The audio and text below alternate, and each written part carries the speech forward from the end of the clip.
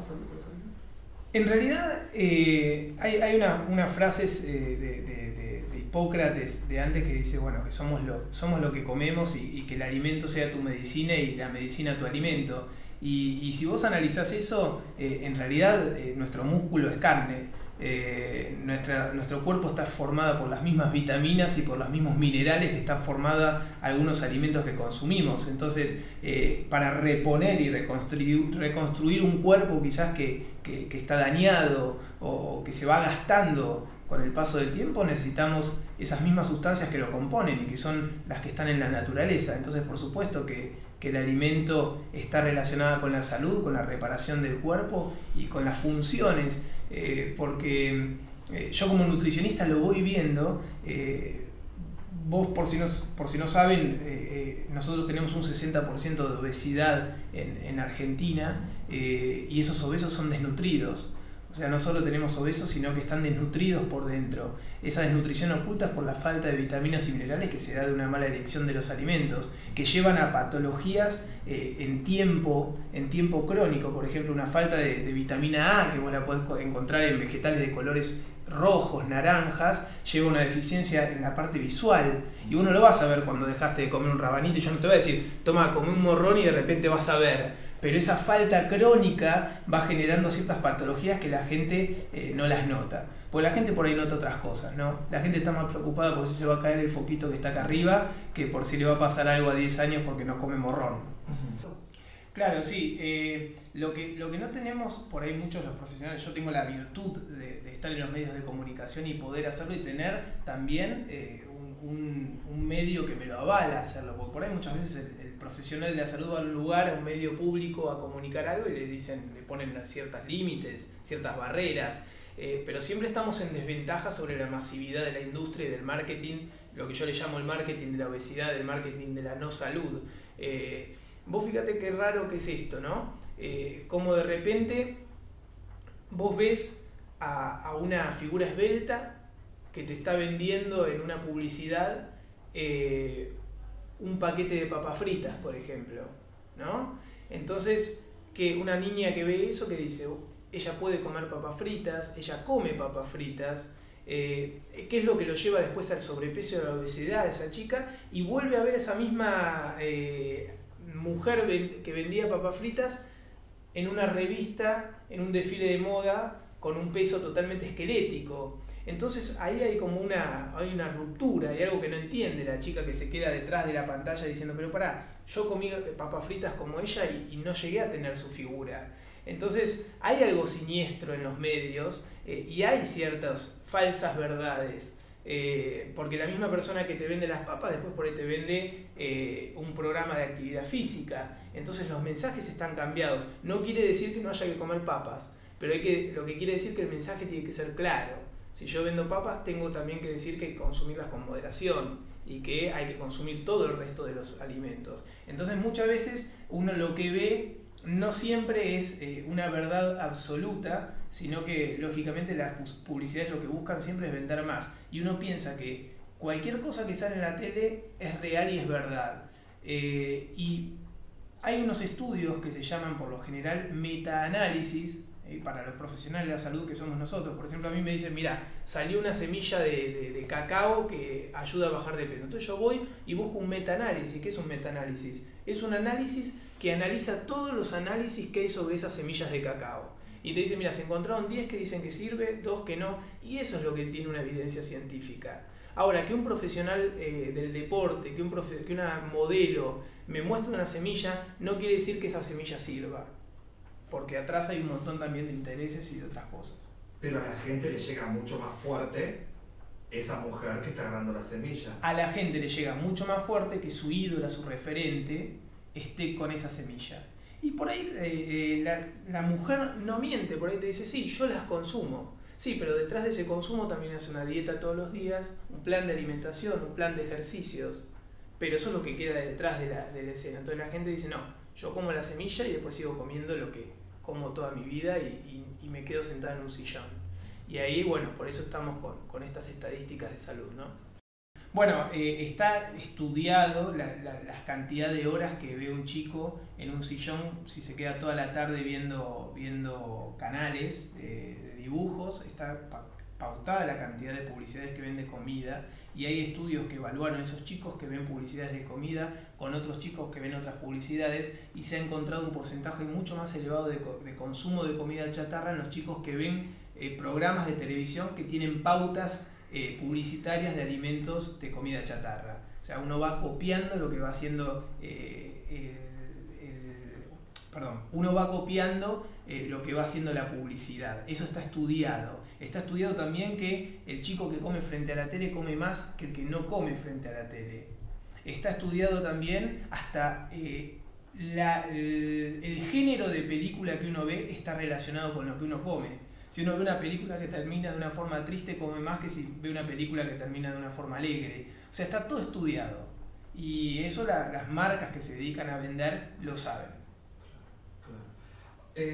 ¿Vos pensás que la gente, el ser humano, más que nada en la escuela, deberíamos tener educación sobre esto? O te hago la pregunta al revés, digamos, ¿crees que la gente está educada con respecto a estos temas? Bueno, la educación en cuanto a la gente sobre la salud es un tema muy, muy amplio, porque yo me considero un educador y un comunicador de salud, ¿no? De mensajes saludables. Y a veces uno se ve un poco atado de manos cuando educa.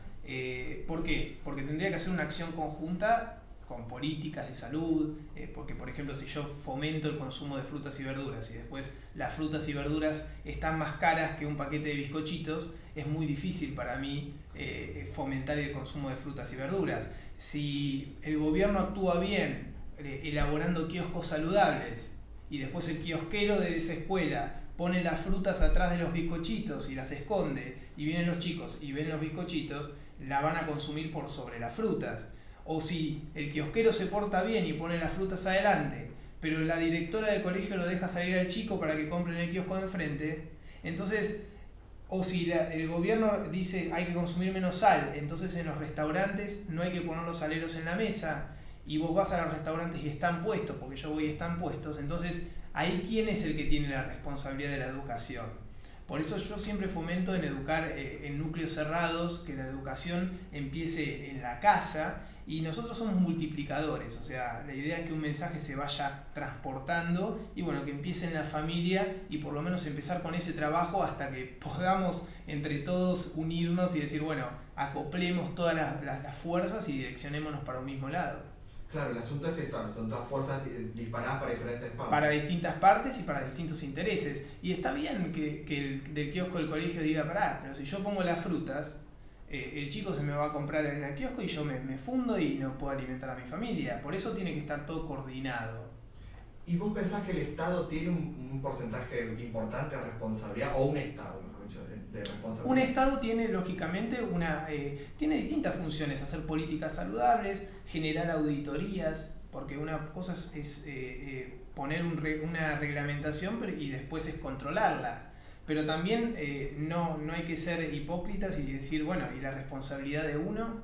Porque sí, claro, es como cuando yo hacía actividad física de chico, yo hacía abdominales cuando me veía el profe. Cuando se daba vuelta me quedaba sentado un ratito y cuando se volvía a dar vuelta volvía a hacer las abdominales. Entonces, ¿qué pasa con uno? La responsabilidad de uno. Eso tiene que ver con la cultura y la idiosincrasia de cada sociedad, ¿no? Del ventajero, bueno, yo me considero más vivo porque estoy vendiendo esto cuando el otro no lo vende.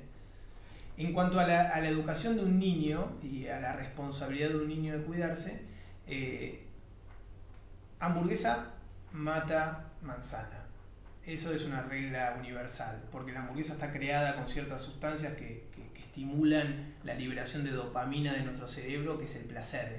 Nosotros vivimos para buscar placer, entonces la hamburguesa siempre le va a ganar a la manzana.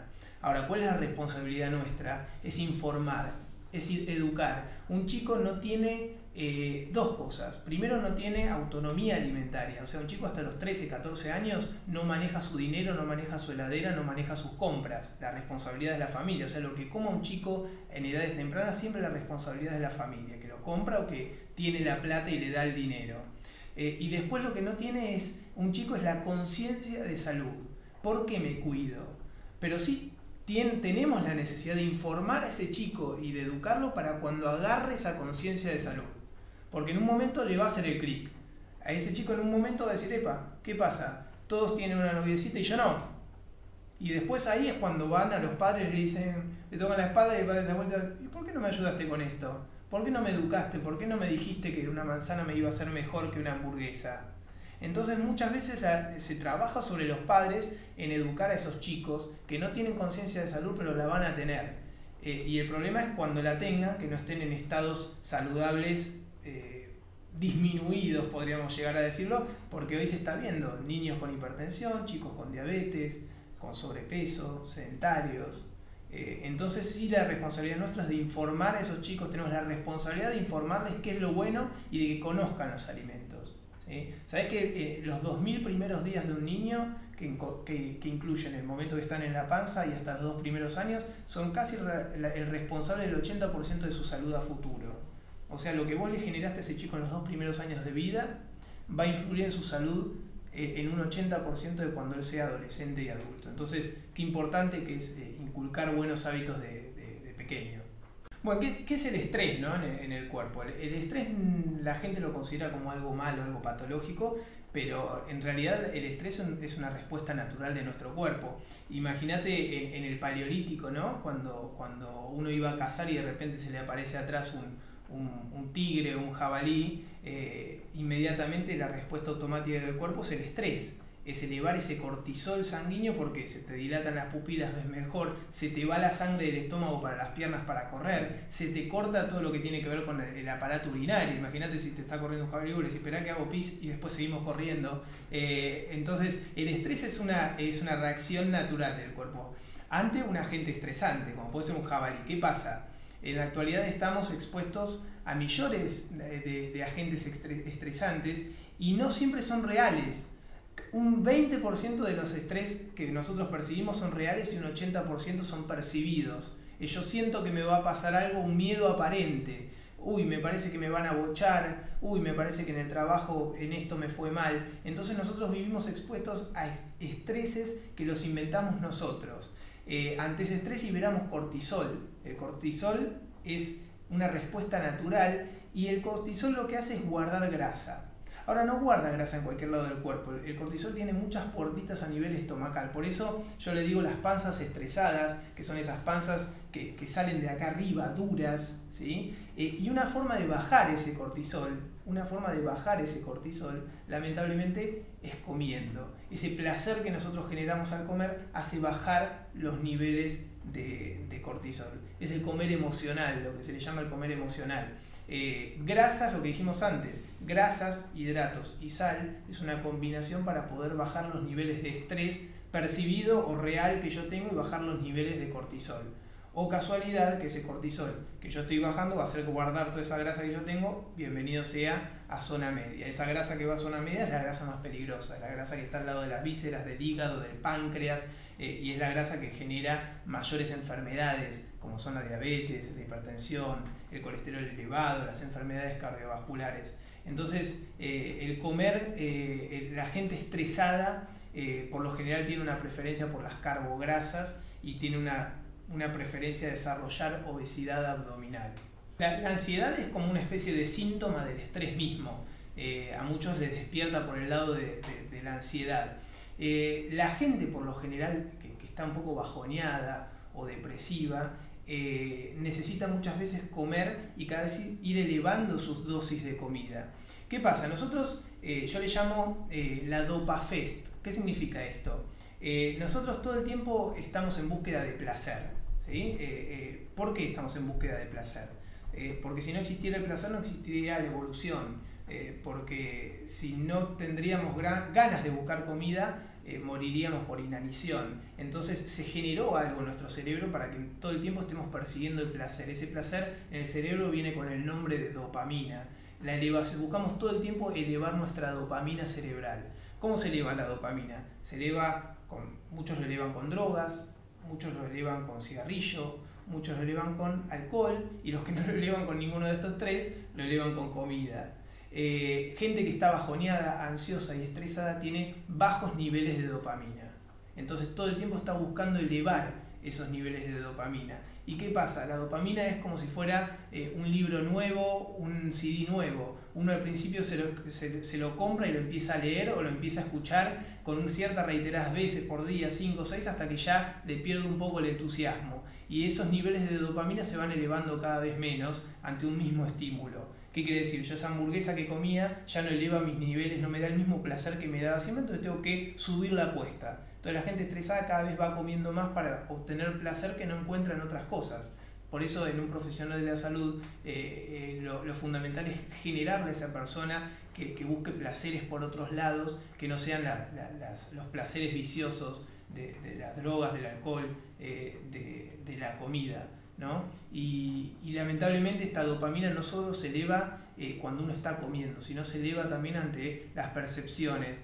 Vos, por ejemplo, si vivís en un entorno tóxico, el ver ciertos alimentos, ciertas sustancias ya hacen elevar tu dopamina sin haber tocado ese alimento. Entonces te activan estos centros de búsqueda y vos vas y lo vas a comer. Por eso esa gente que vive expuesta a muchos alimentos, que tiene la casa repleto, que trabaja en lugares donde le baila comida por todos lados, es posible que se tiente más y vaya a buscar esos niveles de dopamina que se eleven. Bien, ¿cómo combatir estas situaciones de estrés y de ansiedad? Por lo general lo primero que se trabaja es a nivel psicoterapéutico. Por eso, mira, yo soy nutricionista y te estoy hablando de psicoterapia y un profesional tiene que tener el deber de capacitarte en otras áreas que no sean la suya, porque si no, no tiene la capacidad de derivar. O sea, si yo no sé qué es la psicoterapia, si yo no sé qué es la actividad física, ¿cómo voy a saber cuándo derivar a un paciente mío a un psicoterapeuta o a un profe de actividad física? Entonces se trabaja mucho a nivel emocional, se trabajan buscando actividades con meditación y desde mi lado se trabaja haciendo una reingeniería del lugar en donde vive. Hay una frase de la serenidad que dice: todo lo que vos no podés aceptar ni cambiar, lo tenés que alejar.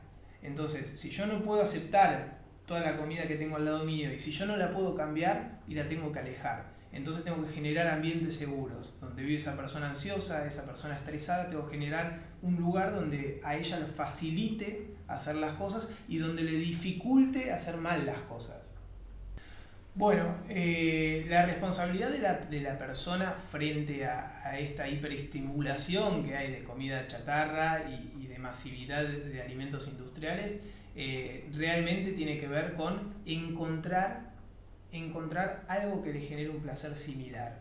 Por eso desde la salud es un desafío realmente buscar que la persona elija la salud por sobre la enfermedad. Buscar esas estrategias de comunicación, buscar esas estrategias alimentarias, culinarias, que atraigan a la gente a decir: upa, mirá realmente cómo me estoy cuidando y disfruto de hacerlo. Buscar esos lugares donde la gente diga: prefiero estar sentado acá en un parque charlando con mi familia que estar encerrado en mi casa en un sillón comiendo carbohidratos y mirando la tele. Generar esa conciencia en la gente. Siempre digo, al día de hoy estamos un poco en desventaja en esta batalla. Es como que estamos con herramientas muy precarias, pero yo creo que se puede hacer un trabajo si solidificamos todas las disciplinas juntas en conjunto con un Estado que vayamos todos para el mismo lado. Y vos pensás, te voy a volver a llevar a lo que arrancamos, pero a ver si lo podemos... A ver. ¿Vos pensás que tiene que ver con la comunicación, con cómo los profesionales de la salud, en este caso nutricionistas, comunican a los pacientes, en ese vínculo que hay con el paciente? ¿Hay algo que se debería rever o deben buscarle alguna vuelta? Sí, yo creo que vos tenés que hacer esto, vos tenés que hacer tal cosa, vos tenés que hacer dieta. La persuasión nunca funcionó hasta el momento. Está demostrado que los profesionales son buenos informantes de la salud, pero no son buenos educadores, porque si no, no irían creciendo. Hay otras responsabilidades, ¿no? Pero las estadísticas de salud van creciendo, de obesidad, hipertensión, diabetes, colesterol, se van año tras año incrementando, o sea que cierta responsabilidad como educadores, lógicamente, que tenemos. ¿Cuáles pueden ser las causas? Las que nos competen a nosotros. Y muchas veces, por ejemplo, la educación está relacionada suponete, enseñarle a andar en bici a tu hijo. Vos sabés que lo vas a agarrar de atrás con una mano. No existe la forma de decirle a tu hijo, mira, te doy unas reglas o instrucciones para andar. Vos pones un pie acá, poner otro acá. Nadie aprende así. Vos tenés que dejar que él maneje solo, se caiga. Él tiene que saber que vos estás atrás, que lo estás sosteniendo, que en algún momento lo vas a soltar, pero saber que lo estás vigilando. Eso es un poco la educación. Es saber ceder a veces el poder y ceder la responsabilidad. Entonces la pregunta es, muchas veces los médicos, nutricionistas, ¿estamos dispuestos a ceder el poder que tenemos y a ser responsable a la persona de su autocuidado? ¿O necesitamos un poco esa cadena y ese seguimiento cercano? Perfecto. Ahora ya que entraste en los nutricionistas, ¿vos pensás que un nutricionista debe informar, una vez que se recibe, terminó, ya está trabajando, debe informarse, si está actualizado con estudios sobre alimentos nuevos, estudios sobre químicos que se le ponen en los alimentos, estar atento a cuando hay mucha cantidad de denuncias sobre un alimento determinado? ¿Qué pensás sobre eso, Diego? Sí, yo creo que cualquier profesional de la salud, lógicamente, tiene que ir viendo todas las revisiones científicas que hay sobre las cosas nuevas que salen. Nosotros tenemos bien claras cuáles son las bases científicas de cada novedad alimentaria que sale. Y también sabemos que hay mucha información secundaria, porque uno hoy puede meterse en la computadora y averiguar sobre todo. Y esa información no siempre está chequeada y por lo general la mayoría de esa información, detrás de esa información hay intereses de empresas o de comercios que quieren vender algo. Todo se va actualizando todo el tiempo, desde una cosa que vos recomendabas hasta en el momento se le encontró una particularidad distinta, entonces uno tiene que tener la capacidad de volver hacia atrás y decir, bueno, la estadística hoy en día muestra algo diferente. Pero también muchas veces hay campañas políticas atrás de todo esto, de empresas que se van peleando entre empresas. Por ejemplo, el edulcorante genera cáncer. Eso es algo que las federaciones de control más vigilado tienen. Todos los años hacen revisiones en base a eso y todavía no se ha encontrado una evidencia clara de que eso sea real. Sin embargo, sí está encontrada la evidencia que el exceso de azúcar, de grasas malas, generan problemas cardiovasculares, que es la principal causa de muerte. Entonces, ¿qué pasa? Nos vamos contra esto, donde no hay todavía evidencias claras, pero seguimos consumiendo lo que estamos diciendo que sí, evidentemente nos está generando un daño, un perjuicio. Entonces, hay que ver también qué datos son más marketineros a veces y cuáles son reales. Por lo general se siguen las líneas de distintas empresas o de distintas empresas, dije, mira que gasto fallido. Se sigue la línea de diferentes federaciones. Lógicamente uno se va enterando después, por ejemplo, en la USDA, que es de Estados Unidos, tiene un gran subsidio desde la parte agropecuaria, y vos ves que en sus pirámides alimentarias tienen como la base los cereales. Y yo diría, me parece que tendría que ser las frutas y las verduras en primera instancia. Pero bueno, acá detrás de eso uno se da la libertad también de pensar distinto, ¿no? Y yo puedo, como soy un individuo, puedo recomendar algunas otras cosas. Volviendo a lo que me habías preguntado en cuanto al deber de informar, me parece que es importante este punto. Mirá cómo pienso.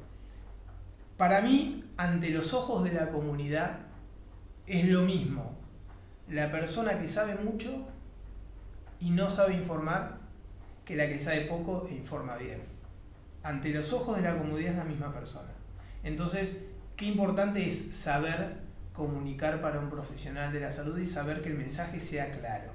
Porque hay gente muy pedante y dice, no tenés las bases, pero después cuando tiene que explicarle a la gente por qué no consumir ciertos alimentos, la gente no sabe qué es lo que le está diciendo.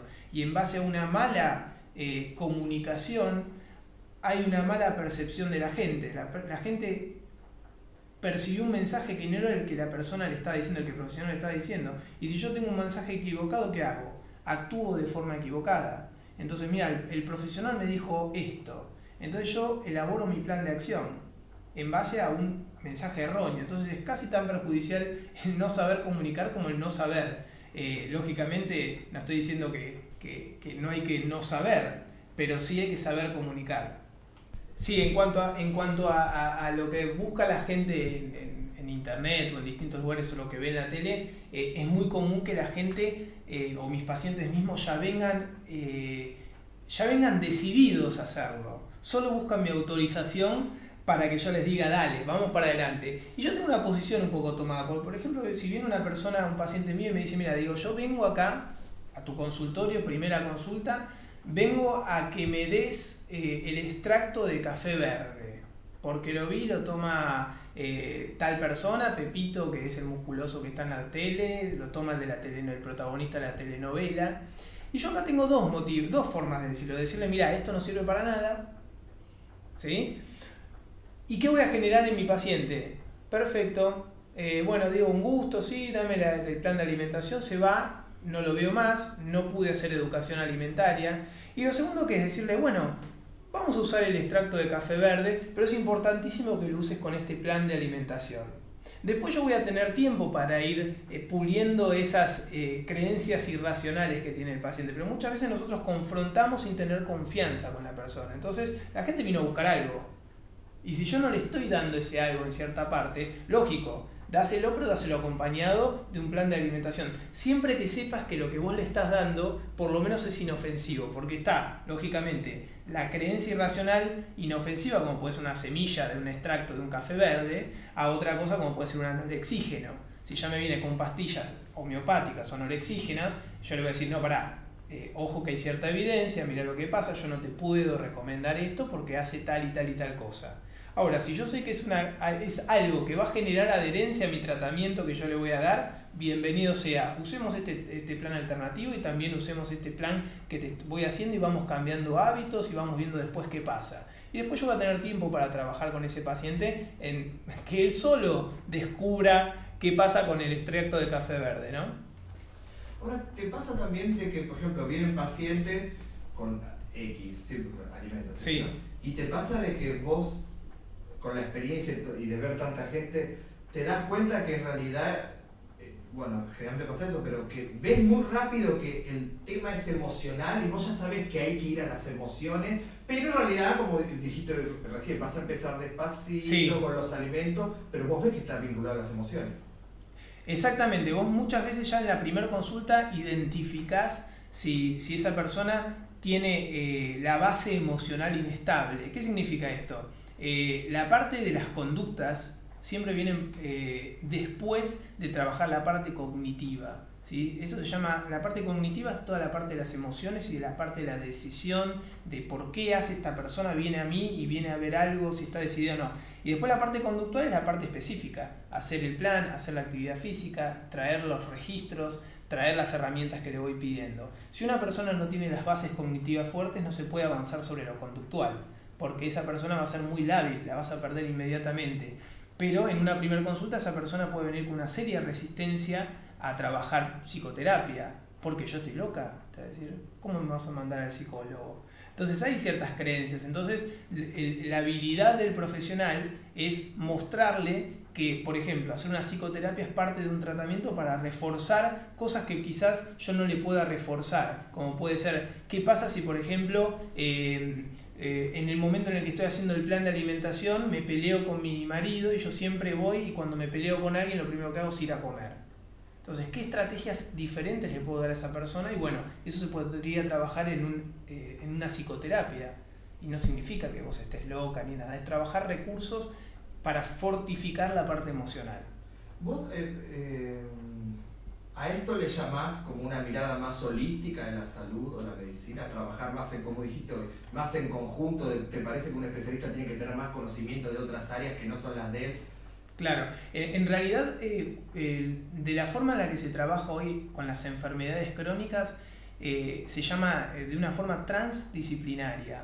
O sea, vos tenés la interdisciplina. ¿Qué es la interdisciplina? Cada uno, el profesor trabaja por un lado, el profesor de actividad física, el psicólogo por el otro, el nutricionista por el otro y el médico por el otro. Después está la parte multidisciplinaria. La multidisciplinaria, bueno, trabajamos todos en conjunto con una base en el paciente. Eso es la multidisciplina, trabajos multidisciplinarios, equipos multidisciplinarios. Y después está la transdisciplina, que la transdisciplina es cuando todos trabajamos con el poder en el paciente, pero todos podemos traspasar la barrera de nuestra disciplina para tocar disciplinas ajenas. Y eso no significa estar haciendo una rutina de actividad física yo o estar prescribiendo un medicamento a un paciente. Significa poder tener la capacidad de hablar desde el área psicológica con un paciente, poder tener la capacidad de trabajar desde la parte médica, saber qué le va a generar un medicamento. Eso es hoy un día un profesional integral, un profesional que tiene la capacidad de conocer de qué está hablando el paciente y de cómo derivarlo. Nunca vas a poder vos derivar a un paciente, saber si tiene que hacer un plan de fuerza. Yo soy nutricionista y si yo veo un deportista, yo tengo que saber si ese deportista necesita un plan de fuerza, de hipertrofia, qué es un test de Cooper. Yo tengo que saber qué es un test de psicológico, un Beck, un STAI que miden la ansiedad y la depresión. Tengo que saber cuáles son los medicamentos para la ansiedad más conocidos que hay para el sobrepeso y la obesidad. O sea, es necesario profesionales integrales que trabajen en la transdisciplina. Pero que abren el juego a tener conocimiento de Ayurveda, medicina tradicional china, acupuntura, homeopatía, osteopatía. ¿Abren el juego hacia ahí mucho o todavía eso no acá en nuestro país? Bueno, hoy en Argentina, es más, yo voy a hacer capacitaciones sobre la transdisciplina en distintos lugares. Hay un interés en crecer en esto, pero lamentablemente es lo que te dije antes. El médico busca tener el poder, el nutricionista busca tener el poder y busca ser el dueño de ese paciente. Y el paciente es el responsable y es el protagonista del tratamiento. Nosotros solo somos acompañantes. Y cuanto más fortaleces la responsabilidad de ese paciente, el paciente más va a querer volver. Y es ese paciente motivado que te pregunta todo el tiempo. O sea, cuando vos estás haciendo bien tu trabajo, es el paciente el que viene y te dice, Diego, a ver, ¿qué paso más podemos dar? A ver, ¿sobre qué trabajamos? Cuando el profesional es un profesional muy activo, muy charlatán, quiere decir que no está haciendo bien su trabajo, que no está escuchando al paciente y que abarca la consulta y que la otra persona es una persona pasiva. La dirección va solamente de un lado hacia el otro, la dirección de la comunicación, va de acá hacia allá. Y hoy en día la comunicación tiene que ser bidireccional. Uno tiene que escuchar, tener sus saberes biomédicos, pero también prestarle atención al saber psicológico y social. ¿Qué barreras tiene esa persona y por qué no hace lo que tendría que estar haciendo? Porque ya dijimos, la comunicación está fluida y ya todos saben lo que tienen que hacer, pero evidentemente hay algo más que no permite que la gente lo cumpla. Yo creo que un profesional de la salud tiene que ampliar sus conocimientos a todo lo que genera una demanda en la persona que tenemos enfrente. Por más que yo sepa que no sirve hacer una dieta disociada, tengo que saber que es una dieta disociada. Por más que no confíe en un método complementario de alimentación, tengo que saber en qué es, porque la gente me lo va a preguntar. Y el paciente va a venir a quizás pedirme ese plan. Entonces, ¿cómo yo hago para adaptar eso que sé que quizás no le va a hacer tan bien, para sacar lo bueno y filtrarlo con lo que yo le estoy dando? Porque la persona, no existe un método para solucionar una enfermedad o para hacer una dieta o un plan de alimentación, sino que existe un sistema que se adapte a una persona que le permite sostenerlo en el tiempo. Hoy el gran problema es que nosotros queremos adaptar a la gente a sistemas estáticos y nosotros lo que tenemos que hacer es agarrar un sistema dinámico que se una a ese contexto de la persona y lógicamente generar esa motivación en la persona para que ella siga. El gran desafío del profesional es generar la motivación en el paciente para que esté todo el tiempo enganchado. Una persona cambia por motivación, no por convicción. La convicción es tratar de convencer a la otra persona. Y lo que hay que hacer es tratar de motivarla a que encuentre ella misma el cambio, en que encuentre su ambivalencia. ¿Qué significa que encuentre su ambivalencia? Yo quiero comer y quiero bajar de peso. Quiero comer mucha grasa y mucha azúcar y quiero bajar de peso. Eso es una ambivalencia. Yo quiero comprarme un auto nuevo y no quiero ahorrar plata. Eso es una ambivalencia. Entonces, el gran fin de un profesional es que esa persona encuentre esa ambivalencia. ¿Sí? Pero, ¿qué está pasando acá que me estás planteando esto, pero está yendo por este camino? Que solo lo descubra, no decírselo. Excelente. Bien. Bueno, para terminar te pido desmitificar esto, a reflexionar. Esto que te decía hoy de que si los nutricionistas o los que los profesionales que están en la línea tuya, a veces prestan atención o analizan esas diferencias que hay entre un yogur casero y uno industrializado. ¿Hay una diferencia en el cuerpo de una persona en la medida que empieza a comer eso durante varios días seguidos? ¿O es tan mínima la diferencia que no hay importancia? ¿Un chocolate industrializado o un chocolate que tiene un porcentaje de cacao alto? Una fruta, una manzana orgánica o una manzana de supermercado. ¿Hay una diferencia o es tan mínima que no tiene importancia? Bueno, ¿qué diferencias puede llegar a haber entre una manipulación industrial en un alimento y un alimento natural, orgánico? Hoy estamos con una tendencia fuerte hacia lo que es Organiclandia, le digo yo, porque están todos, con mucha gente no sabe todavía qué es la palabra orgánico, pero se suena. Lógicamente que cuando uno ya involucra algún proceso en un alimento, ya ese alimento cambia su característica, como cuando uno toma un medicamento. Yo tomo un medicamento, mi cuerpo ya no es el mismo, ya metí algo dentro que lo está haciendo funcionar de una forma distinta. Lo mismo pasa con el alimento, cuando yo le agrego algún aditivo, algún conservante, bueno, no tiene esas características. Ahora, ¿qué pasa? Hay ciertos productos alimentarios los cuales necesitan ese agregado de aditivos o de conservantes. Puede ser para ayudar a esa persona, por ejemplo, económicamente. Si no, yo, por ejemplo, tengo que comprar frutas y si esas frutas a los 2 días las tengo que desechar, esa persona no va a tener un rédito económico de esas frutas. Lo mismo puede pasar con algún lácteo. Si yo no pasteurizo ese lácteo, esa persona por lo general no va a poder tener ese producto en su heladera. Hay otros productos, como puede ser el caso de los chocolates, que lógico, cuanto mayor manipulación tenga, por ejemplo, los beneficios del chocolate vienen de la pasta de cacao. Y un chocolate blanco no tiene pasta de cacao, es leche y azúcar. Entonces uno no puede generalizar sobre cualquier chocolate va a ser beneficioso cuando no sabe que realmente el chocolate, por ejemplo, negro, el amargo, es el que más beneficios tiene para la salud. Lo mismo que los vinos. O sea, hoy está toda la movida sobre el resveratrol y sobre los beneficios para la salud. Bueno, pero ese beneficio se encuentra en los ollejos de la uva, en las semillas del café. O sea, no es necesario encontrarlo en el alcohol en sí. Entonces, hay muchas manipulaciones industriales que no tienen una finalidad. Otras sí, no se puede generalizar y meter todo en la misma bolsa. Okay, perfecto. Y esta es la última, y vamos al ping-pong, terminamos. ¿Vos pensás que un nutricionista tiene que prestar atención a eso? ¿A esto? ¿A informarse de esto? Por supuesto. Un nutricionista, un profesional de la salud tiene que estar informado en todo lo que le dé el tiempo y la capacidad para informarse. Por supuesto hay que tener una cierta tendencia a consumir lo más natural posible todo. El agua es agua, o sea, más pura que el agua, pero ningún exceso es bueno, ni de agua. Entonces nosotros tenemos que saber hacia dónde vamos, pero también tenemos que saber a quién tenemos como personas que llegan como receptores de nuestros mensajes, ¿sí? Si hay una persona que yo por facilitar un consumo de una gaseosa light puedo generar que esa persona genere después un cambio y ir llevándola progresivamente, tengo que saber de esa estrategia. Tenés que tomar agua.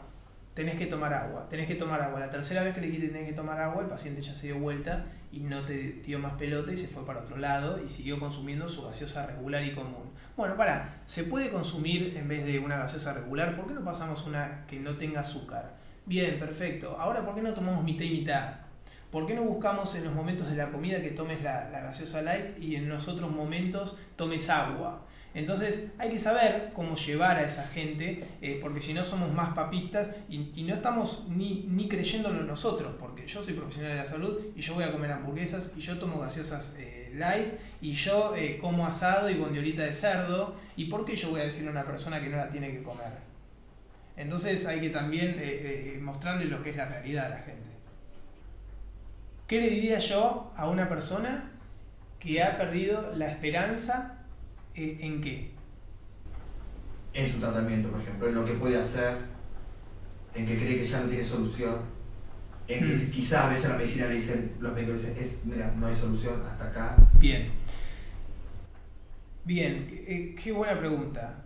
Hay que ver primero por qué esa persona perdió la esperanza, ¿no? ¿Cuál fue el motivo de haber perdido la esperanza? Y mi mensaje es que busque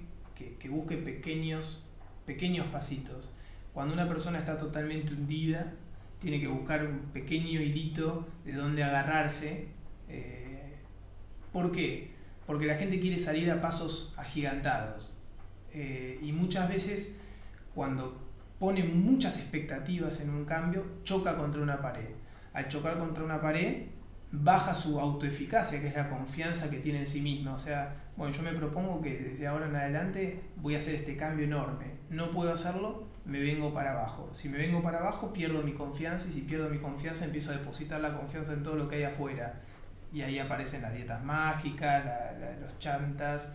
Entonces es ponerse un pequeño objetivo, una pequeña cosita y empezar por ahí.